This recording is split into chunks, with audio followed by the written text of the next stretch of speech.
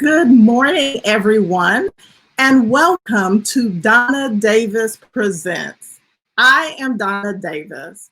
The purpose of my platform is to inspire people to action by dealing with the things that tend to hold us back in our everyday life.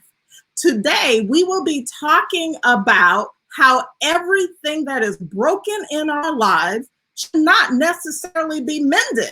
And we do so much to mend things that should remain broken. Join me next.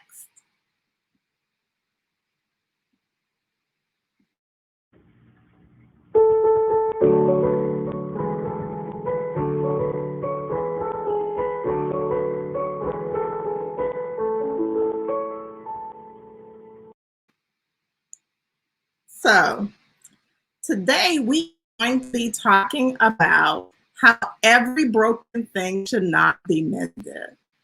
Can you think back to a favorite piece of jewelry that you had? I know at one point I used to wear a necklace every day, even sleep in it, never took it off.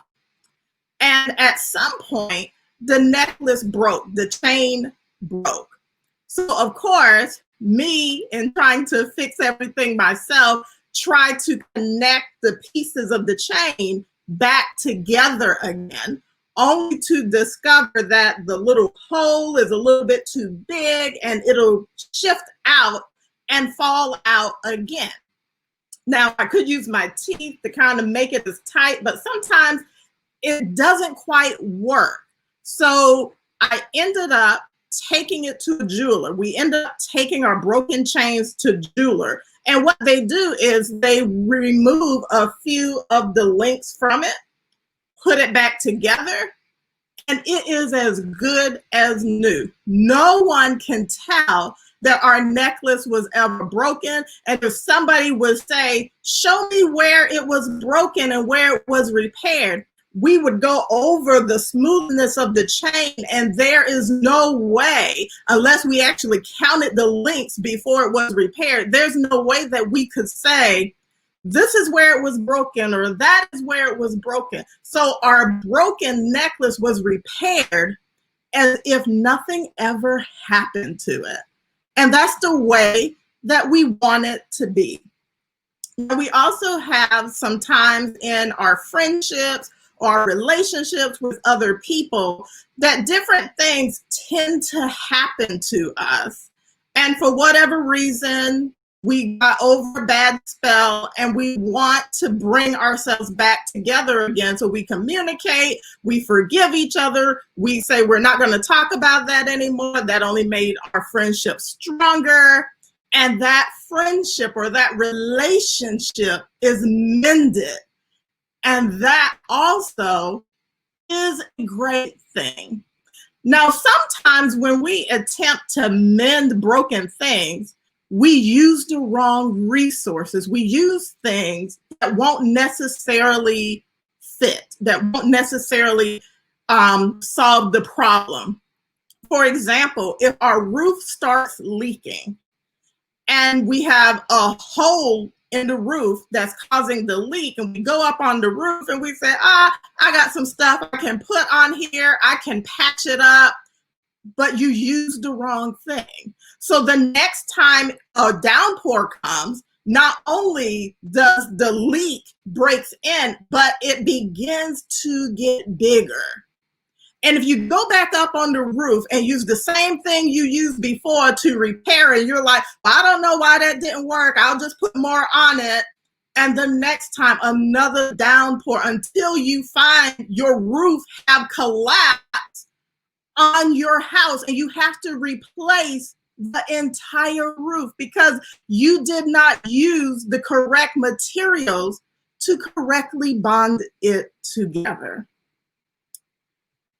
In some of our relationships, it works the exact same way. And they can be personal relationships, they can be friendships, they can be work relationships. But if we don't use the correct type of bond, then it will forever have to be replaced until we figure out what exactly is needed.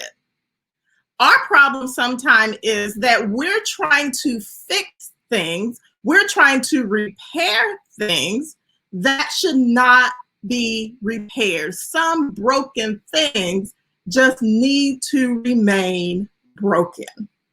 For example, if we have issues overeating, and we say, okay, I can control that. Or maybe we drink excessively, or maybe we have a certain behavior that we engage in that's dangerous to us. The first thing when people start telling us, you probably need to do something about this really isn't working out for you, one of the first things we say is, I have willpower.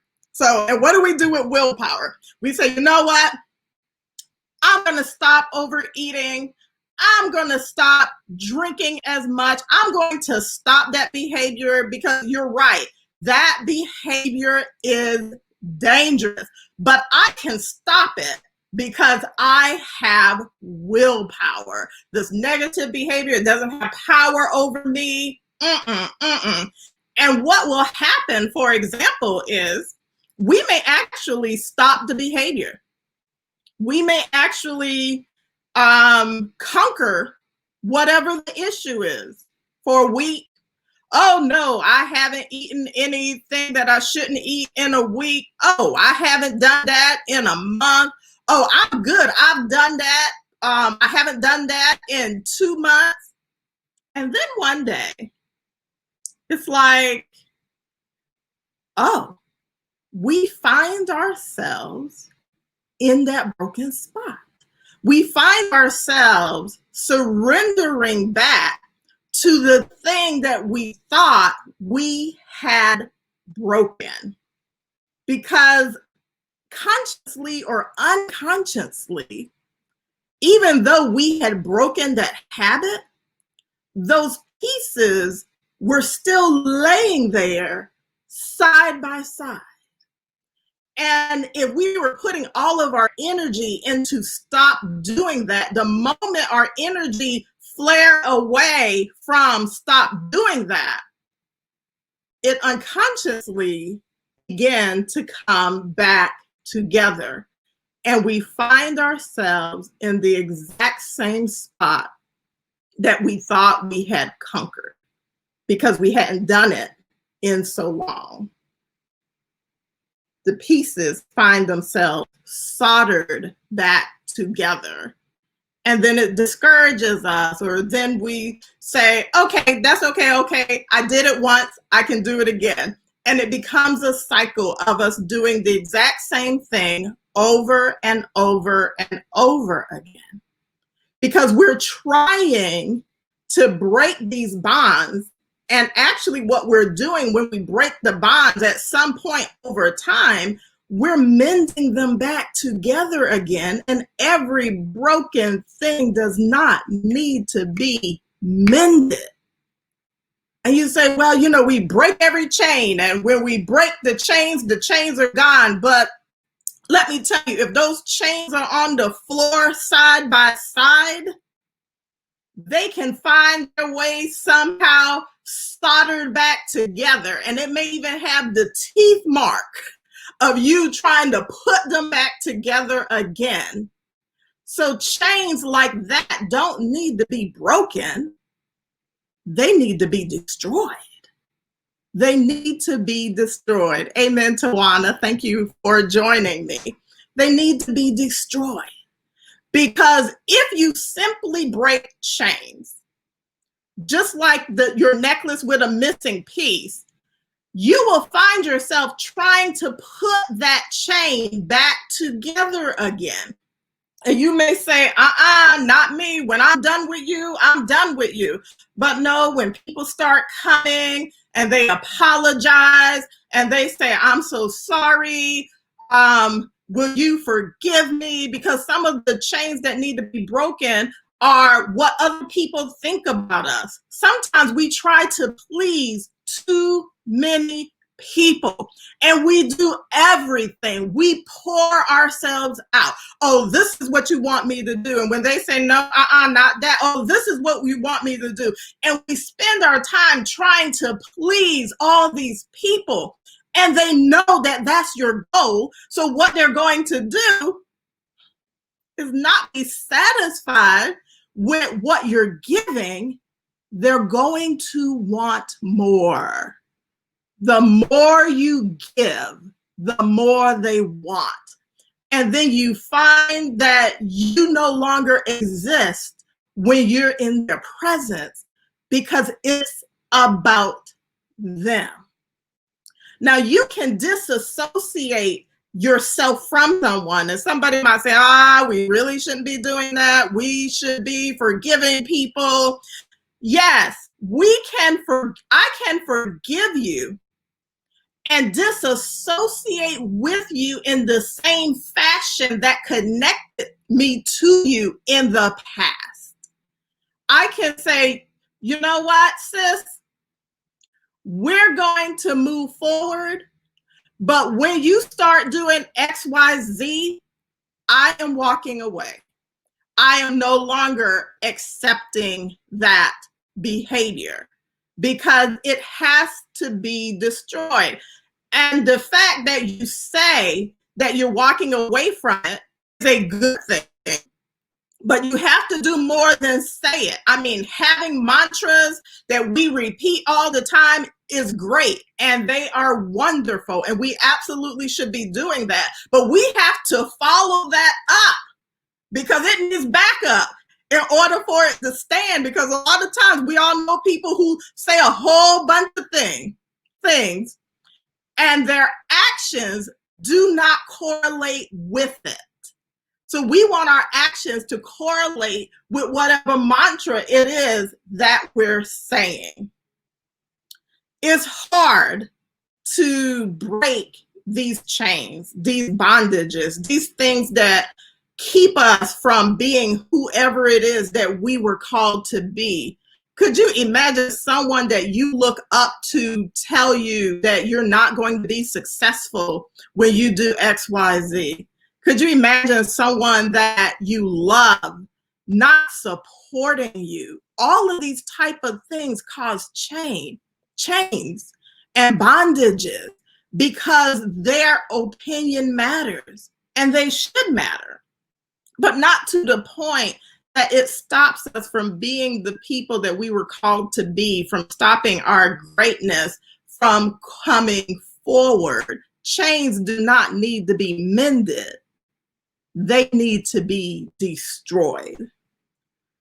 So you may say, okay, so how do we know? How can we figure out what chains need to be destroyed, and as opposed to I'm just not dealing with that anymore? Well, if you think about a situation, or you think about a person, or you think about something, because chains are not always just something that somebody else have put you into because of their expectations. We hold ourselves in bondage also. We say, well, I'm not good enough. Well, I can't do that. Or, you know, I've tried and I've tried and I've failed and I've failed. So you know what? I'm gonna just sit right here and do this thing and just be okay. No, because what is in you need to come out of you, because the world needs it, and I need it, and you need it, and you're doing us all a disservice by allowing bonds and chains and their invisible chains and invisible bonds to just keep you immovable, So you may say, well, what causes that? What kind of thing causes that?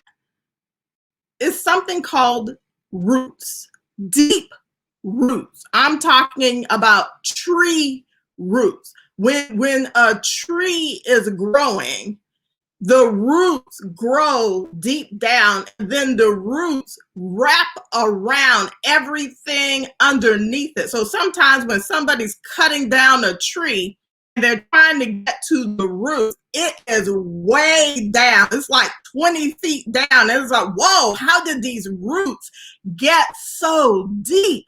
So, over time, when negative things affect us, when we don't appropriately deal with them, roots begin to spring and they get larger and larger and larger. And then they don't have anywhere to go. So they begin to wrap themselves around our spine, around our hearts. They begin to flow within our blood vessels. And these roots become a part of us. And that's why some people can manipulate you in a certain way, because even though you say, no more, no more, no more, they know all they got to do is knock on the door and say, I apologize. I'm so sorry. I shouldn't have done that. And you will let them back in. Because you can chop off a limb from the tree, and that limb will grow back if the roots are still intact. So we're letting these things that bind us keep their roots in us. And it's not always an easy process to get rid of the roots. And a lot of us may need professional help getting rid of the roots, because they actually need to be destroyed. Amen, Diana. Thank you for joining me. They actually need to be destroyed. It's not enough to break the chain. It's not enough to say, no more, I'm not taking it anymore. That's a great first step. But if you allow them to leave any inkling of themselves in your being, they can come back and say, I'm just going to grow out through another limb. I'm just going to do it another way. And the enemy uses that also, because we can get rid of a certain person, and it's not the person per se that we need to get rid of. It's the type of things that they bring to us when they come. So the enemy will allow you to get rid of Jack because, oh my goodness, he just treated you so wrong and he belittled you, whatever. And he'll bring you John, and John will do the exact same thing, just in a different way, because the roots that Jack had are still in you. So that's what you're attracting. So you have to deal with the deep roots. So how do you do that? Well, you can't deal with all of them at the same time, because it would be naive of me to say that only one type of thing holds me in bondage. And a lot of times when we talk about bondage, people will say, oh, ain't nothing holding me in bondage. I'm free, I'm free.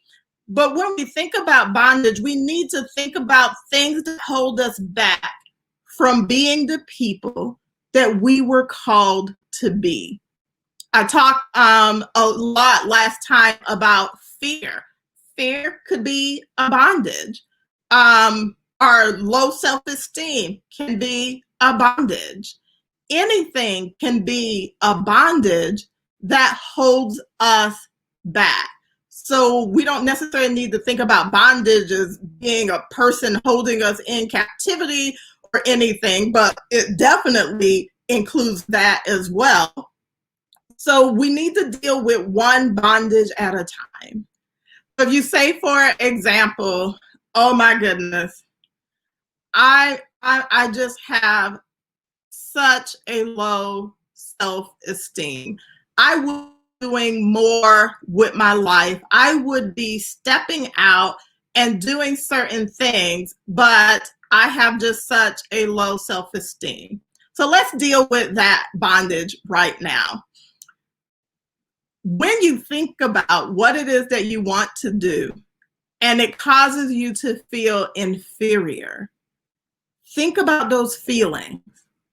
Lean into them. What exactly is going on that's causing you to feel that way? Does your shoulder numb up? Do you get a brain freeze? What specifically in your being happens when you think about stepping out and doing something, but your low self-esteem, something come into your head and say you're not good enough, other people are doing that, you just need to sit back, your time has passed.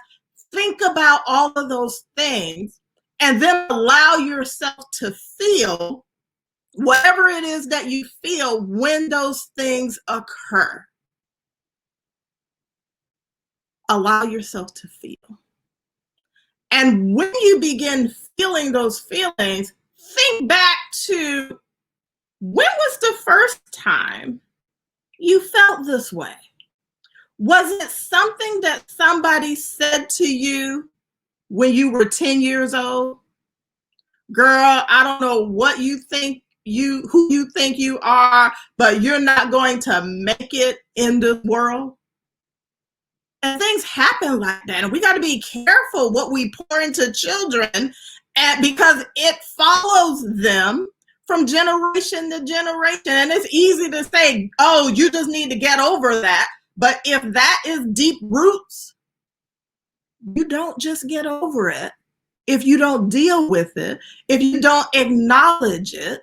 So that person with the self-esteem issue may say, you know, when I was 18, I attempted to do my own business and I never sold anything. And my friend, she was doing the same business and she made enough money for her prom and she did all this stuff. And I'm just not a people person. And if you can trace it back to that, you need to find the beginning of your deep roots for whatever your issue is. And then you can really deal with it from that perspective. You know what? I'm not 18 anymore.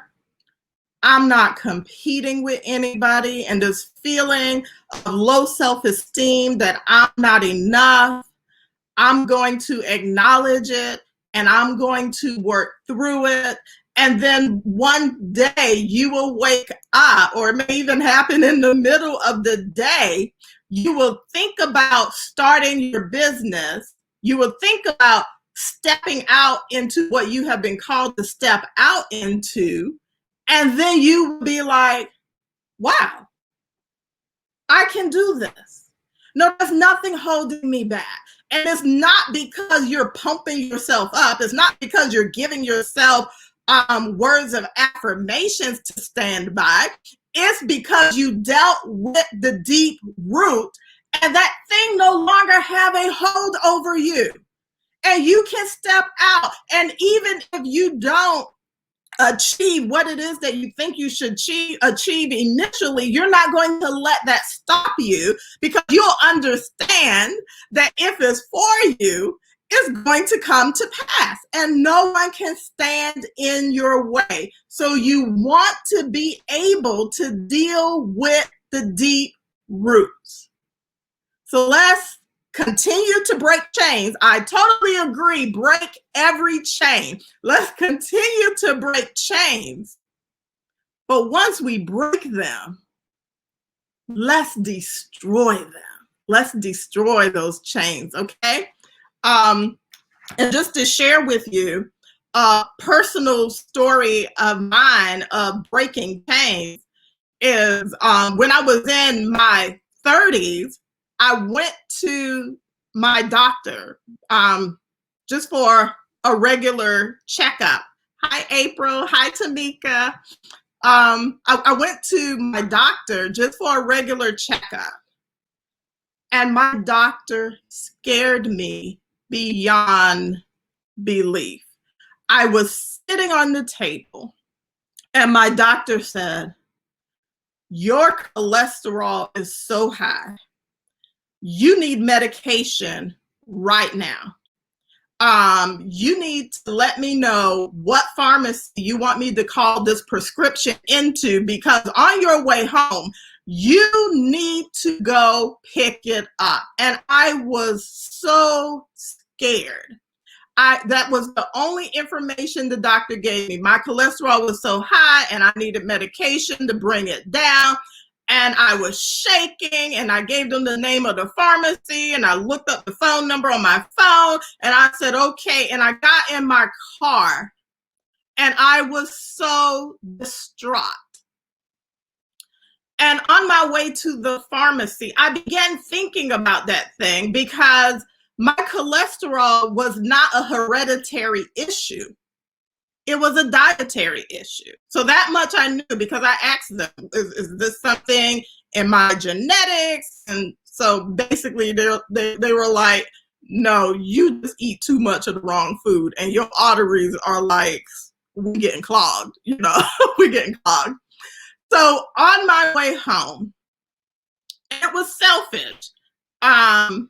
It was selfish because I was thinking, I'm too young to start taking medicine for something that can be controlled by just what I put in my mouth. So I use willpower. So I understand when I say we will ourselves to do things. So I use willpower, and I said, I'm not eating fried chicken anymore, because at that point I was eating fried chicken every week. I said, I'm going to stop eating sweets, and I made myself a list. And I did not go to the pharmacy, even though I was scared that I would have a stroke, that I would have a heart attack. I didn't do it. I went home and I changed my diet. I took out all fatty foods. I took out all sweets. I was eating veggies, and I didn't take them out completely. I was like, I'll eat fried chicken once a month, because of course, whatever we do, we have to do it in moderation. I said, I'll eat a dessert once a week instead of every day. And I did that for about a year. So a year later, I had some blood work done at my job, and I sent it to my doctor. Good morning, First Lady Deidre. I sent it to my doctor. And so I called to say, did Dr. So-and-so receive my blood work? And the nurse said, yes, the doctor wanted to talk to you. And I was like, oh gosh, okay. And I said, yes, ma'am. She said, your cholesterol went down 8 points. That medicine really helped you. And I said, I never took that medicine. And she said, what did you do? I said, I changed my eating habits. And she said, good for you. And I was mad at that point, because I'm like, no one at the doctor office said, just change your eating habits and you could lower your cholesterol. They just threw pills at me. They just wanted to cover up the symptoms. And I was like, no. But that chain, that high cholesterol chain that the doctors tried to break with medication, I decided needed to be destroyed. And I changed the way that I ate. But of course, unfortunately, because again, it was my willpower, I did not look at the root cause of what was causing me to eat things that I shouldn't eat and do things that I shouldn't do. I've, of course, continued to have issues with my cholesterol. Because until we deal with the root cause of our bondages, they will always have an effect on us. And I applaud people who say that they can stop doing negative things that they used to do, or that they can stop letting bad things have an effect on their life. But over time, they seem to drift back into that behavior. They begin to drift back into whatever it was, because let me just tell you, you get tired of using your willpower all the time. Because if it's your willpower, that means it has to remain in your conscious mind. And in order for anything to be truly destroyed, it has to be in your unconscious mind also. So whatever it is that is holding you in bondage, if you feel like you can't live without a certain person, you need to begin figuring out what is it about that person that gives you the security. Because it's not the abuse that they're doing to you. It's not how they're treating you. It's not all of those words that they're saying to you. What is it that is keeping you connected in that way? And again, as I stated, all of our deep roots, because the root is the big part of the issue, is dealing with the roots. And some of us don't want to deal with the root. But I promise you, every broken thing does not need to be mended. So when you break the chain from that thing that was holding you back, you don't have to give in and say, I might as well go back to it, because there is nothing else. There is nothing else. Because there is, and you are worth it. Hi, Angie. Thank you for joining. Because the deep roots that binds us is stopping the greatness that is within us from being revealed. Forget to everybody else, but it's stopping it from being revealed even to ourselves. And a lot of times, I'll tell you a trick.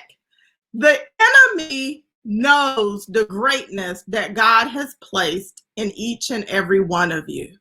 He knows the impact that you were created for in this world. And if he could do anything to stop that impact, even temporarily, he's going to do that. So don't let him. So when you begin to break things in your life that have held you bondage, they could be financial things, they can be physical things, they can be mental things. When you break these bondage, study what the root of the problem is, so that the bondage is not only broken, so that you never try to mend it back together again, because it is destroyed. And you'll truly be able to say, yes, that used to be me. Yes, I used to do those things. But that is not who I am right now. That's a name that I don't even answer to anymore. And if you still see me that way, then our relationship have some mending that needs to be done. I hope that this has been helpful for you today, as you continue to walk out the greatness that is a part of you. That is a part of you. And don't let anyone tell you that you are not great. Don't let anyone tell you that you are the one that is broken. Because if you are, you can definitely be mended back together. Good morning, Beverly. So in the following weeks, I would like for you to take some time and focus on something that is keeping you in bondage. And actually, maybe something that you feel that you have broken that bond of. Think about that thing. Oh yeah, I broke that bondage. I only drink water. I don't drink soda anymore. I broke that bondage. I got rid of that person that made me feel X, Y, Z. Well, has that person been replaced? Face change? Same thing. So just think about something that you have considered broken and make sure that it has been destroyed. That it has been destroyed. Please share this broadcast. I would appreciate it. And if you can leave a note of something that you have gotten out of it, some things that you would like to hear from me in the future. Again, my purpose and my mission is to inspire us to action so that the things that have kept us from being the great people that we were intended to be can be accomplished. Be inspired to action today. Thank you for joining me.